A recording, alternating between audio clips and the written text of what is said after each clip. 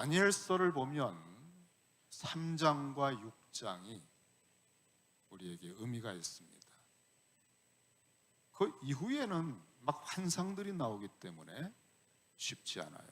하지만 전반부는 우리가 살아가는 동일한 역사 현장, 제국들의 왕궁 속에서 일어나는 이야기들을 들려주기 때문에 공감대가 많습니다.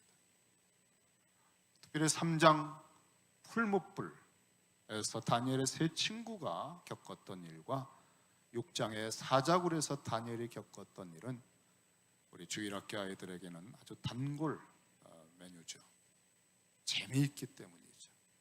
그 이야기 할 동안만큼은 아이들이 졸질 않습니다. 스토리가 있기 때문이죠. 그런데 그것은 아이들용이 아니라 사실은 포로기와 같은 이 종말을 살아가는 우리에 대한 어른들을 위한 아주 깊은 은유들입니다. 우리들이 다니엘을 보면서 그 세 친구를 보면서 바로 우리 시대를 이길 하나님의 전략과 지혜를 지금 얻어내고 있습니다. 15살 때쯤에 포로로 잡혀왔을 때 이 어린 소년들이 얼마나 당황하고 충격을 받았겠습니까? 정말 예루살렘이 포위되고 이 어마어마한 제국이 포로로 끌고 오는 이런 체험은 평생 상상도 못했던 그런 일이죠. 무서운 트라우마가 생겼을 거예요.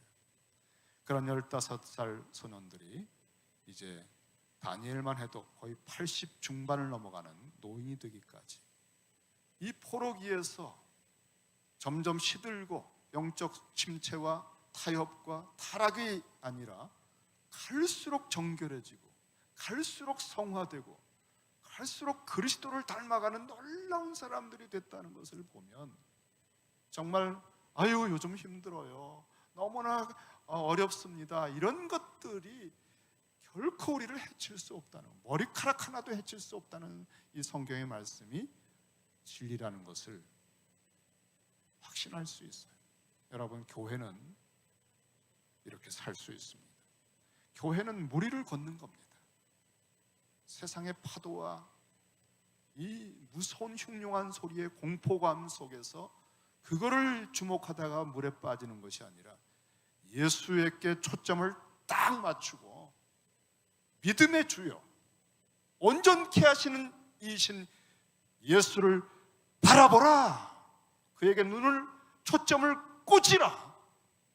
그가 어떤 분인지를 바라보는 사람은 정말 그 주님의 세계의 길을 갈 수 있다는 거예요. 히브리서 12장 2절의 이 말씀 앞에 11장이 있습니다. 여러분, 11장에는요 믿음으로 에녹은, 믿음으로 아브라함은, 믿음으로 모세는, 믿음으로 이 모든 사람들이 어떻게 살았는지 허다한 증인들을 다 우리 앞에 보여준 다음에 그 모든 길의 절정이 한 분 예수라고 소개하는 게 12장 2절의 말씀이에요. 우리의 눈은 예수를 바라보는 것입니다. 거기에서 무한한 힘이, 무궁한 은혜가, 그리고 세상을 이기는 권세가 용서섬치는 것입니다. 바로 그러한 샘을 터뜨려 그러한 생명수를 마시면서, 값없이 마시면서 1년을 살아갈 수 있다는 것이 교회가 제공하는 복음이에요. 포로로 끌려왔을 땐 뜻이 있습니다. 어려움을 겪을 때는 의미가 있습니다. 의미 없는 고난이 없거든요. 정말 참새 한 마리도 뜻없이 떨어지질 않아요. 하물며 하나님의 형상들이고 하나님 나라의 상속자들인 우리가 거처를 정하고 움직이고 앉고 일어서는 것이, 우리가 겪는 일들이 사소한 게 아닙니다. 하나님께서는 이러한 어려운 때에 우리들이 겪는 것을 통해서 하나님이 하시는 일이 있기 때문에 이 포로기에 끌려온 이 소년들은 하나님의 뜻을 파악을 했습니다. 반발하고 뛰쳐나가고 그런 게 아니라 적응을 하는 거죠. 적응을. 왜냐하면 이 기간은 70년을 채워야 되기 때문에 70년을 꼬박 겪어내야 돼요. 그래야 하나님이 원했던 그 사람이 되거든요. 그러니까 우리는 이 코로나 팬데믹 상황에 적응을 해야 돼요. 적응을 하지 말라고 해도 적응하고 있습니다, 여러분. 우리는 적응을 하는데 문제는 뭐냐면 마치 냄비 속의 개구리처럼 서서히 뜨거워지고 있는 것을 모르고 아이고 뭐 다 힘들지 뭐 그런 줄 알고 있는데 완전히 익어버리는 적응을 하면 안 돼요. 이러한 상황 속에 우리는 적응을 하되 뜻을 정하고 적응을 해야 돼요. 뜻을 정하고 적응하는 것을 다니엘이 보여주잖아요. 지난 시간에 했던 말씀이지만 저는 말씀을 준비하는데 자꾸 이 원점으로 돌아가는데 성령께서 이 부분이 전부다라고 하시는 것 같아요. 사실 초기에 15살쯤에 다니엘과 그 세 친구가 뜻을 정하고 겪었던 일이 나중에 한 18년 이후에 그리고 그 다음 또 50년이 지나서 오는 사자굴, 풀무불 다 이기게 한 기초 태력입니다, 여러분. 그때 정한 뜻이 그들을 다 살린 거예요. 그러니까 1월 달에 뜻을 제대로 정하면 올 1년 거뜬히 살아낼 수 있어요. 프로그램으로 하지 마세요, 여러분. 이제 프로그램들은 아무 힘도 도움도 안 된다는 것이 입증이 됐어요. 교회들에게 아무것도 할 수 없어요. 그리고 지금까지 했던 프로그램들로 빚어진 내 모습이 별거 아니라는 걸 알았잖아요. 이젠 진짜를 하셔야 돼요. 마음으로부터 하셔야 돼요. 중심의 뜻을 정하고 하나님 앞에 나가야 돼요. 자, 정말 다시 한번 강조합니다. 다니엘은 뜻을 정했습니다. 그가 뜻을 정했는데 어떤 뜻인가? 어떤 뜻인가? 오늘 말씀 읽는 중에 다니엘서 1장에 보면은 그에게 온 도전은 왕이 지정하여 그들에게 왕의 음식과 그의 마시는 포도주에서 날마다 쓸 것을 준다는 거예요. 여기에서 다니엘이 느낀 위협은 다른 것도 있지만 날마다 이거예요. 날마다 그 고대근동 당대의 최고 상위 포식자 느부갓네살, 그 가장 강력하고 포악한 왕의 특혜로 받는 이 진미를 거절한다는 것은 목숨을 거는 겁니다. 사자굴, 이 풀무불이 이미 온 겁니다. 15살 소년들 수준에서는 이게 사자굴이고 이게 풀무불이에요. 그때 내 정체성을 지키겠다고 내가 선언할 것이냐, 아니면 여기에 굴복해서 꿀꺽꿀꺽 그 왕의 진미와 포도주, 우상 숭배를 거쳐올 것이 뻔한 것을 먹고 마시며 나를 더럽힐 것이냐를 결정해야 합니다. 이 코로나 바이러스 팬데믹 상황이 다 이러니까 뭐 이런 거예요. 뭐 교회 뭐 가거나 말거나 뭐 예배 어떻게 다 그런 거지 뭐. 그러면서 자꾸 까부러지고 주저앉고, 이것이 정말 우리의 모습일까요? 우리는 적응을 해야 되지만 뜻을 정한 사람으로 적응해야 이게 합력하여 선이 됩니다.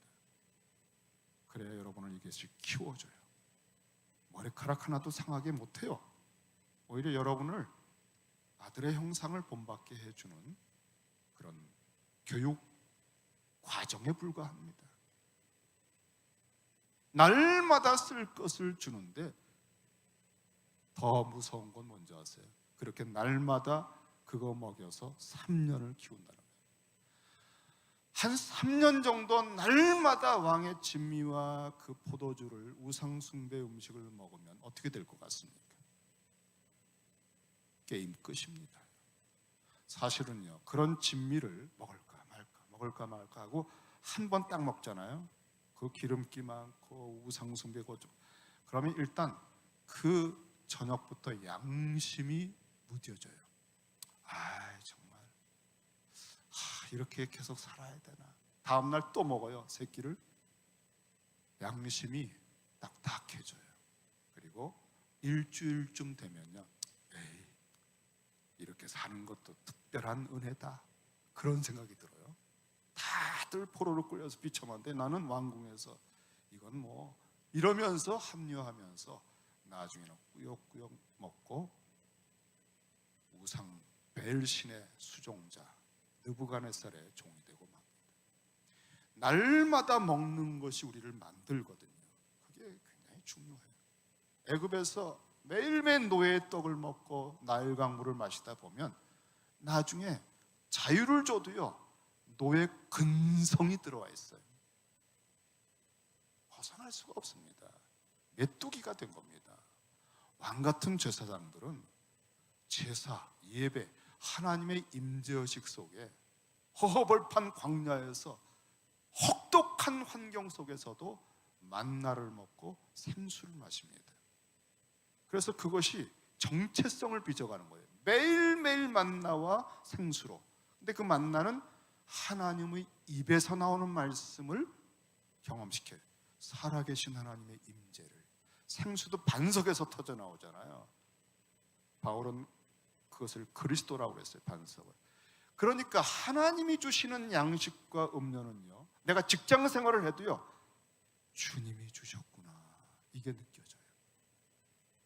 그래서 그 생활을 하면서도 물질이 풍성해지기 때문에 내가 산다고 생각하는 것이 아니라 은혜를 더 많이 주시는구나, 무슨 일을 하라고 하시네, 그런 생각이 들어요. 우리가 먹고 마시는 것은요, 그 배후에 아버지의 손길과 주권과 섭리들이 있다는 것을 의식하는 걸 잃어버리게 만드는 게 바로 왕의 진미와 그 포도주입니다. 그래서 뜻을 정한 이유는 뭐냐면 그거를 먹으면 먹을수록 내가 더러워진다는 거예요. 다시 말합니다, 하나님의 임재의식을 잃어버린다는 거예요. 다시 말합니다, 예배자의 정체성을 상실한다는 걸 딱 느낀 거예요. 여러분, 우리의 위기감은 여기에 있습니다. 환경이 좋아지느냐, 에덴 동산에도 타락합니다. 여러분, 광야 그 40일 동안 줄인데도 마귀의 시험을 이길 수 있습니다. 환경의 문제 아니에요. 코로나 팬데믹의 문제 아니에요. 이것은 우리 마음의 문제입니다. 우리 마음에서 하나님의 예배, 그분의 임재의식을 빼앗는 것에 대해서 절대 우선 나는 먼저 그의 나라와 의를 구한다. 그의 통치와 임재와 나의 아버지 되심과 그의 관계를 해치는 것은 내가 수천억 천하 만국의 영광을 준다 해도 나는 일체 거들떠보지도 않겠다라고 뜻을 정하고 나서야만 공생애가 시작되는 거예요. 올해는 그런 뜻이 정해지지 않으면 작년과 똑같습니다. 우리가 그렇게 살아왔기 때문에. 뜻을 정한 사람만 이 포로기는 성화의 특별한 교육 과정이 됩니다. 이 과정 3년을 통해서 다니엘과 세 친구는 10배나 더 되는 지혜를 받았어요. 그리고 모든 비밀을 아는 은사를 다니엘은 더함 받았어요. 뜻을 정한 사람들을 하나님이 도우셔요. 왜냐하면 그렇게 만들려고 포로기에 넣었거든요. 그래서 하나님의 백성은 숫자의 문제가 아니고 포로가 됐느냐 그런 신분의 문제가 아니라 천지간의 하나님과의 임재와 교제를 어떻게 하느냐에 따라서 그 세속 국가의 총리로 전체를 흔들어 변화시킬 수 있는 자리에까지도 주님은 놓아주실 수 있어요. 저는 베들레헴 교회는 그런 부르심을 받은 교회라고 믿습니다. 정말 시카고 먹여 살려야 됩니다. 열방을 먹여 살리고요, 정말 수년 내로 아버지 하나님께서 저희들을 그렇게 한번 떡집 노릇해 할 수 있게 해주시리라 저는 소망을 가지고 있어요. 적응을 하되 뜻을 정하고 적응한다. 그 뜻의 핵심은 하나님에 대한 예배요, 그분의 임재의식이다. 그런 임재의식이 없으면 현장에 나와서 예배를 드리든 가정에서 온라인으로 예배를 드리든 다를 거 하나도 없어요. 혹여나 현장에 나오시는 분들이 더 신앙이 좋은가? 우리는 뭐 온라인으로 드리니까 아닌가? 그런 생각 혹시 집안에서 하고 계신 분들 계십니까? 또 현장에 계신 분들이 혹시 그 나오지 않는 분들에 대해서 혹여나 그런 생각을 우리가 하기도 했습니까? 우리 다 그런 생각 다 내려놓으십시다. 임재의식이 없으면 다 똑같습니다. 다니엘은 이 뜻을 정하고 그 나이 85세쯤 될 때까지도 이 뜻을 어떻게 3년 동안 자기 것으로 삼았는가? 뜻을 정하고 작심삼일이 아니에요. 그는 그날부터 매일 기도를 하기 시작했습니다. 하나님의 임재의식을 잃어버리지 않기 위해서 그는 기도를 하는데, 일단 예루살렘 성전이 너무너무나 멀어요. 한 3개월 끌려왔거든요. 이 어린 소년이 갈 수도 없고요. 그 성전은 이미 이제 나중에 점점 무너집니다. 그러니 예배를 못 드립니다. 그런데도 다니엘은 하나님을 예배하고 하나님의 임재의식을 유지하는 것을 어떻게 시작했는가? 뜻을 정했을 때 예루살렘을 향한 창문을 열었습니다. 그가 자기 윗방으로 올라가요. 그리고 오늘 다니엘서 6장 10절에 보면은 조서가 내렸습니다. 다리오 왕이 30일 동안은 왕과 다른 그 나라 신 외에 어떤 신에게도 기도하지 말라. 기도하면 사자굴에 넣겠다고 그랬어요. 그런데 여러분, 그 당시 다니엘이 한 85세 이상 된 노인입니다. 15살 때부터 거의 70년간을 하나님의 임재 속에서 날마다 뜻을 정한 그거를 지켜온 사람이에요. 그래서 그는 전에 하던 대로 자기 집에 돌아가서 윗방에 올라가 예루살렘을 향한 창문을 열고 전에 하던 대로 수십 년 동안 15살쯤에 와서 정한 뜻을 정한 그날 이후로 하던 대로 하루에 3번씩 아침 저녁 번제 시간, 예배 시간에 딱 맞춰서 무릎을 꿇고 기도하며, 그런데 이제 사자굴에 넣는다고 하는 공표가 딱 떨어진 걸 알기 때문에 그는 수석 총리거든요. 이제 주님 앞에 부르심을 받을 각오를 한 것 같아요. 무릎을 꿇고 기도하면서 그의 하나님께 감사하였더라 했습니다. 주님, 부르시면 제가 가겠습니다. 그는 정말 이 포록이라고 하는 위기 속에서, 매일매일 위기죠. 사실은 모함과 모략과 위기가 있는데 하나님께서 오늘까지 지켜주셨고, 이번에 이 일을도 통과할 수 있으면 뜻이 있겠고 아니면 순교할 각오를 한 것입니다.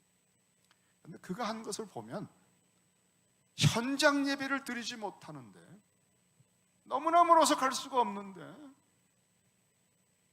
이 법적으로 모든 게 닫혀버렸어요. 현장 예배가 예루살렘이 무너져 가고 있어요. 이 당시만 해도 이미 다 무너졌습니다. 어떻게 예배를 못 드리는 거지 뭐, 못 가는 거지 뭐, 에이 뭐 할 수 없지 뭐, 시대가 이런데 회복되면 그냥 다음에 뭐 하지, 이렇게 하질 않고요. 뜻을 정했잖아요. 하나님의 임재, 하나님께 대한 예배를 나는 내 생명처럼 여긴다. 이것을 예배를 드리지 않으면, 임재의식을 매일 느끼지 않으면 나는 썩은 무덤과 같다. 영적 침체가 와서 에스겔이 봤던 환상처럼 무덤처럼 돼버려요. 사람이 예배를 드리지 않으면 거의 믿지 않는 사람하고 거의 비슷해져요. 몇 달 만에. 그걸 알기 때문에 무슨 일이 있어도 필사적으로 나를 죽인다고 해도 예배와 임재의식을 지키는 거예요. 그러니까 그걸 하는 방법이 뭐냐? 현장에 못 간다고 하는 게 핑계가 될 수 없어요. 가정에서 예루살렘을 향한 창문을 열고, 여러분 창문이 뭐죠? 윈도우. 컴퓨터의 윈도우를 여세요. 저는 이 현장 예배가요 굉장히 중요하게 생각이 됩니다. 왜냐하면 포로기에는요 현장 예배 자체가 불가능했어요. 그런데 지금 현재는요 현장 예배가 요만큼은 가능해요. 그러니까 이 현장 예배 불꽃을 지키셔야 돼요. 그 다음에 가정에서 드리는 온라인은요 현장 예배와 실시간으로 한 마음이 되셔야 돼요. 뭐 저 사람들은 뭐 나가서 뭐 우리보다 뭐 나은 것처럼 하고 그런 생각하시면 안 돼요. 여기 계셔도 온라인으로 예배드리고 자꾸 뭐 그냥 숨는 것 같아, 이렇게 생각하시면 안 돼요. 여러분, 우리가 같이 기도하셔야 돼요. 다니엘은 윈도우를 열었습니다. 우리가 영적인 세계는요, 교통할 수 있어요. 여기 현장에 있다고 해도 하늘 보좌에 계신 하나님과 교통하지 않으면 아무것도 아닙니다. 먼저 그의 나라, 하나님의 통치와 임재의식을 구하지 않는 사람들에게는 더해주시는 복이 없어요. 여러분, 더해주시는 건 상입니다. 은혜이고, 우리의 직장과 비즈니스와 우리 남은 여생과 은퇴 이후의 모든 걸음걸음은 다 더해주시는 거예요. 왜냐하면 우리는 이미 십자가에서 죽었기 때문에.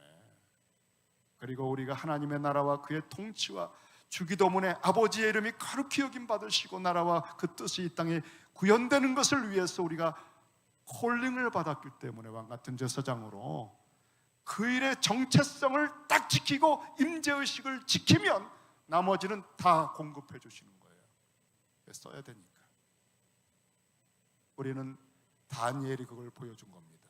뜻을 정하고 왕의 진미를 거절하고 임재의식을 지켰을 때 10배나 되는 총명을 받았어요. 은사를 받고. 그래서 그 당시 제국의 모든 지혜자들을 압도하고 뛰어오른 것입니다. 하나님은 그런 지혜 주실 수 있습니다. 정말입니다. 여러분, 정말 하나님은요, 빈 그물을 채우실 수 있잖아요. 베드로의 빈 그물을.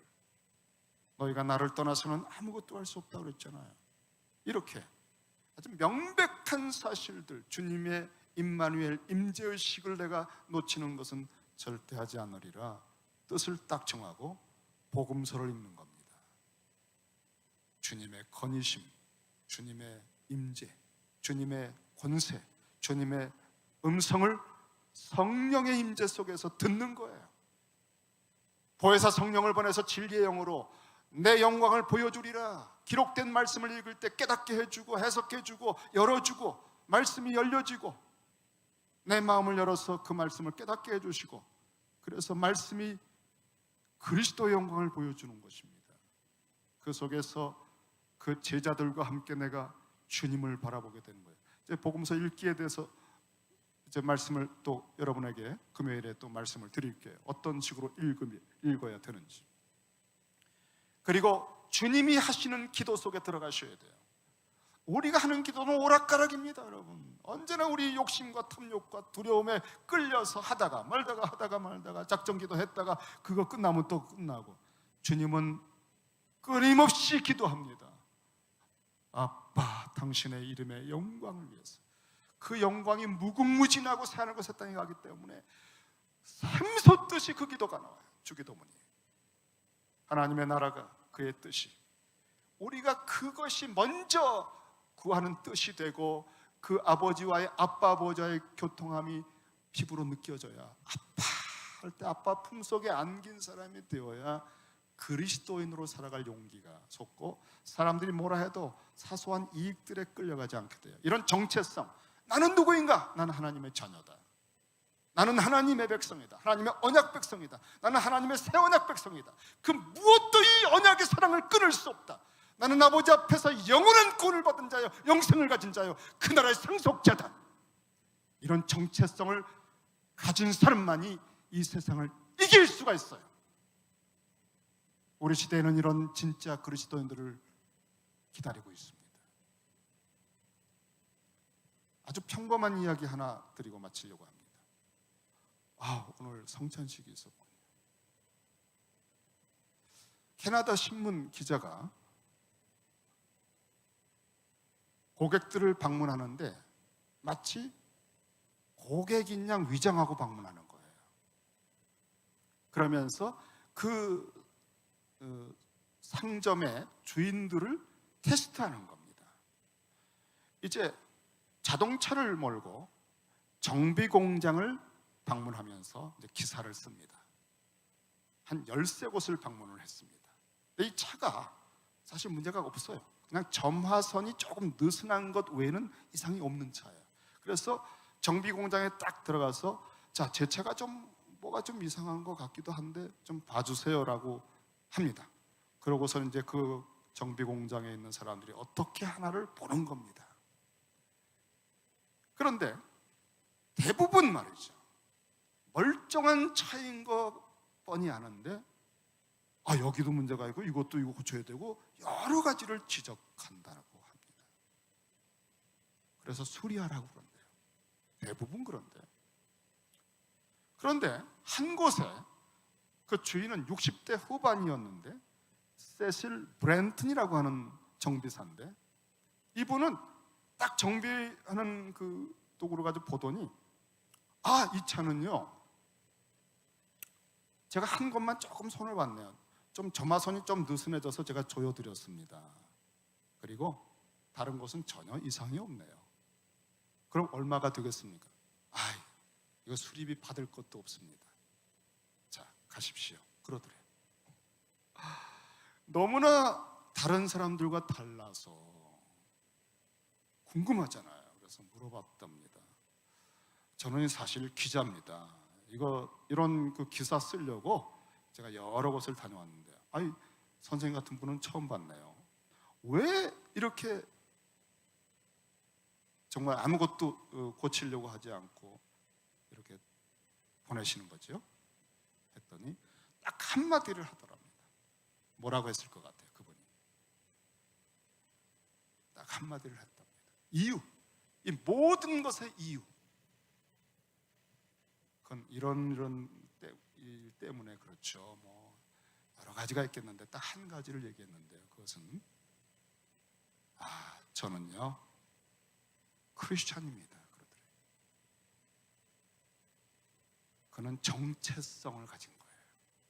나는 누구인가? 나는 많이 시퍼렇게 살아서 만유를 감찰하시고 또 내가 그분 앞에 가야 할 그 하나님 앞에 나는 누구인가? 나를 위해 십자가에서 죽어주신 그 주님 앞에 나는 누구인가? 나는 그리스도입니다.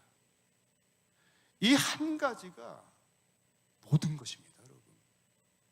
먼저 그의 나라와 의를 구하는 사람, 이게 우리의 모든 것이에요. 이 얘기를 신문기사에 실었어요. 그 다음에 운전자들이 다 거기로 가는 거예요. 그냥 그 공장으로 몰려들었습니다. 그는 12년을 더 일하다가 은퇴를 했고 21년 후에 이 세실 브랜튼은 세상을 떠났습니다. 그런데 이 캐나다 신문이요, 이분이 임종한 것을 작은 부고 하나로 처리하지 않고 별도 기사를 썼어요. 이런 헤드카피를 썼습니다. 세실 브랜튼, 향년 89세, 정직하기로 유명한 크리스찬 정비사. 그랬어요. 뜻을 정한 사람만 이런 길을 갈 수 있습니다. 뜻을 정한 사람만 아버지의 이름이 거룩히 여김받게, 하나님 아버지가 우리를 통해 영광을 받으시게 할 수 있고, 그 나라가 어떤 나라인지 사람들에게 필링을 느끼게 해줄 수 있어요. 그리고 그 뜻을 이 땅에 구현한다는 것은 산제사와 같이 일상에서 매일매일 먹는 양식과 음료의 삶에서 이런 것이구나 하는 것을 보여주는 거죠. 이것이 거룩한 삶입니다. 이것이 성화된 삶이고 이것이 그리스도인의 삶입니다. 이런 삶에 때론 직분을 가지고 때론 사역을 하면서 기름 부음이 임하면 놀라운 역사들이 일어나게 되는 거죠.